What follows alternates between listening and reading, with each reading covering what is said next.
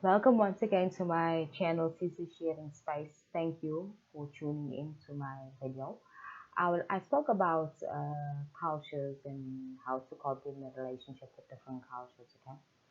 I would like to just make this video and speak about my own personal experience because, again, I can only talk about myself, okay? I'm married to a man from West Africa, okay? A different culture, different background, similarities because we're both African. However, there's different culture, the way we do things, or the expectations and the practices are different, right?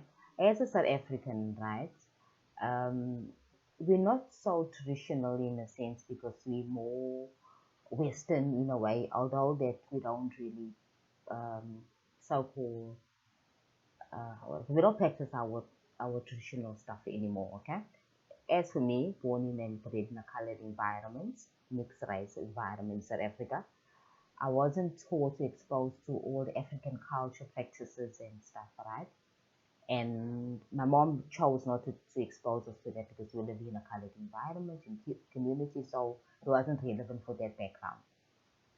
So anyway, my husband coming from a West African perspective, okay, where they are very family orientated and they're still very respectful, that this Western lifestyle is not that popular for ordinary people, like not like in the movies, unless you an artist or a musician or performer or something like that. Then you have more exposure because it's part of your what you call your job, right?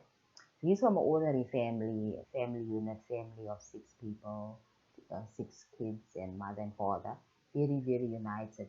And I'm coming from a so-called single parent background with my mom bringing us, all four of us up, that kind of thing. And also bringing up us in a very Western perspective way, you know.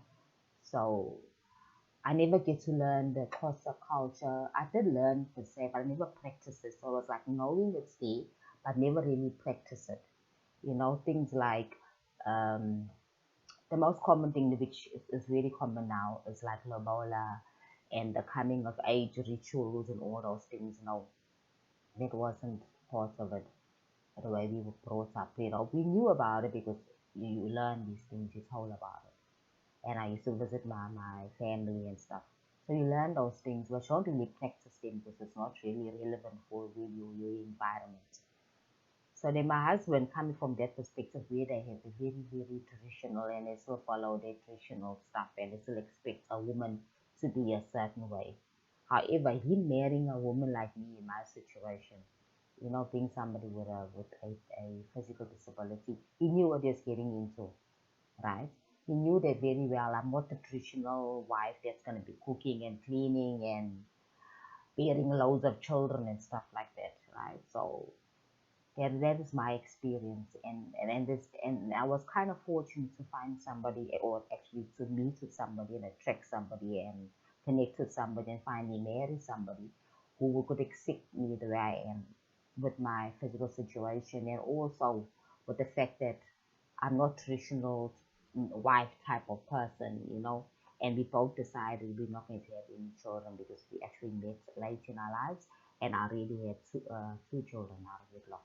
One when I was 17, and another, my son, I got when I was 25.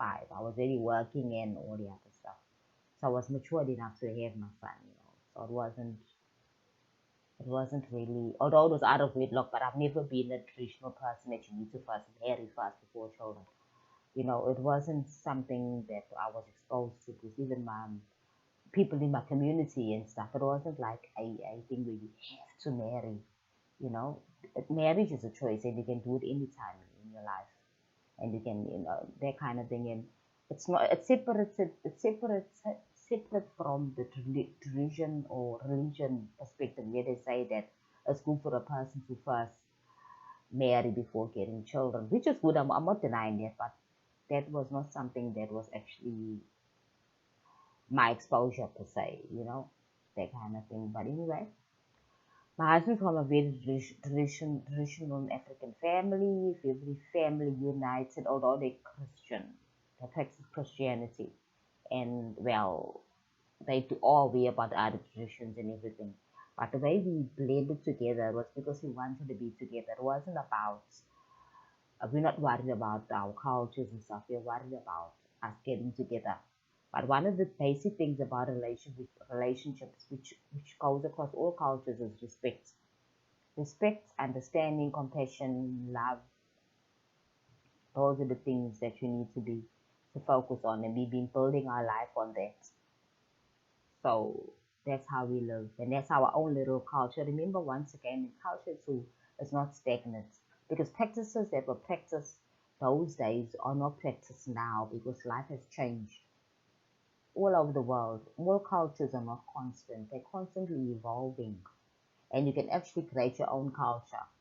Culture just basically means practices that you'll do, traditions that you'll do, like rituals that you'll do. Like every morning you get up, you meditate, you wash your face, freshen up, brush your teeth, you meditate, whatever you do. You have your breakfast. Having breakfast in the morning at 7 in the morning with your family is a ritual on its own. It's a cultural activity, you understand? And then again, having dinner maybe at 6 o'clock in the evening with all the family members around the table is another cultural practice, another what you call tradition that you can do, a cultural tradition. You get my point? So things change and people start creating their own little traditions and their own cultures and maybe include the old ones from their background where they're brought up together. That's what we have done together. We just brought in his culture, our standing, my understanding, his understanding, and we made it our understanding. Right? It's kind of challenging at the beginning because at the end of the day, his expectations need to be met and mine need to be met too as well. And his perceptions need to be accepted and mine must be accepted as well. So it's all again about communicating. So if he feels that we should do a certain thing like in a certain way, then he will say so that maybe we should do it like this. Then I will come up with my own point of view and say this is what I feel. I think no, we should do it like this, and this is the reason why. Okay, and then we come to a compromise in between. Again, the magical word compromise, and people don't want to compromise. Why should I compromise? For what reason? Why should I compromise? Why should I give up what I want? Not necessary, you're not giving up. You're actually meeting the other person halfway, you know? And basically in culture, that's how it is. People complain, oh no, I can't marry a person who is not Christian. Or maybe because the fact that he has to be Christian. Or I can't marry somebody who's Muslim because I'm Christian. Things like that. Again, it's a personal choice.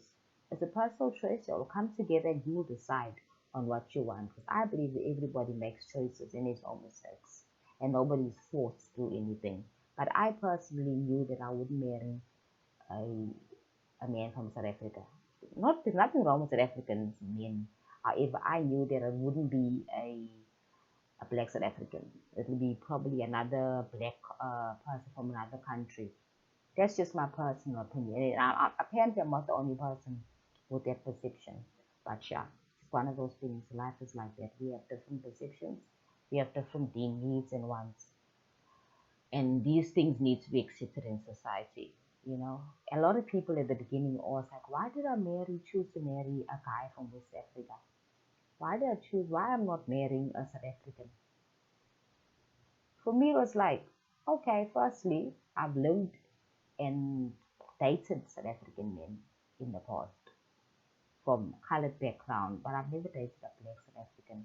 I've had a lot of black friends, like Zulu friends, Xhosa friends, but never dated them. And I didn't see a need. There was nobody pulled that. There wasn't that pull, that attraction, that kind of thing. So later in my life, then I knew then it wouldn't be a South African person. It would be somebody else. And it definitely wouldn't be a white because I wasn't really attracted to the white race. There's nothing wrong with white people, but then again, we all have different choices. And then, yeah, we should live our lives according to our choices. Whatever attracts you, whatever appeals to you, you should go with it. It's not about other people, it's about you. You see, so same with culture. It's about you. If you want to date somebody outside your cultural group, then it's fine. It's two people getting together. Two people that want to make a life together. That's the most important thing about this whole relationship thing, relating thing. It's about two people getting together and working and making a life together. Marriage is not a complicated issue, and people make it so complicated. It's not. It's a friendship. It's a togetherness. It's a partnership. It's just it's a wonderful chance of expressing yourself with another person. And if you have children, then you have a family unit, and you'll teach those children what you want to teach the children and teach them a certain culture and way of doing things is up to you. So that's the beauty of life. And relationships are the beauty of life. Misunderstandings come, that you cannot avoid. There'll always be misunderstandings. But then remember that misunderstanding can be fixed. It can be negotiated. You can talk and you can come to a conclusion and a resolution. Simple.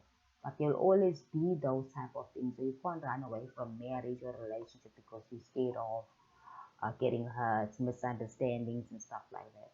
But that getting hurt and other stuff is another total different story altogether, because again, you cause everything in your life. You can't, no one to blame. You cannot blame anybody. You can't blame your partner because you choose to see that thing that he did, whatever happened, in a certain way that you chose to. I'm talking experience, because sometimes my husband and I will argue, whatever, and we're talking about something, and I don't like what he said, and I choose to get upset. I can choose to be quiet. I can choose to look at his perception. I can choose to try and understand, why is he saying this? Why is he acting a certain way? Again, we all have choice, so that's the thing about marriages. And it's been an interesting journey with my husband, because he's from a different country, different background, different culture. And I'm going to stop my video right here. Anyway, thank you for tuning into my video. Once again, sharing is caring. And please subscribe to my channel. Thank you.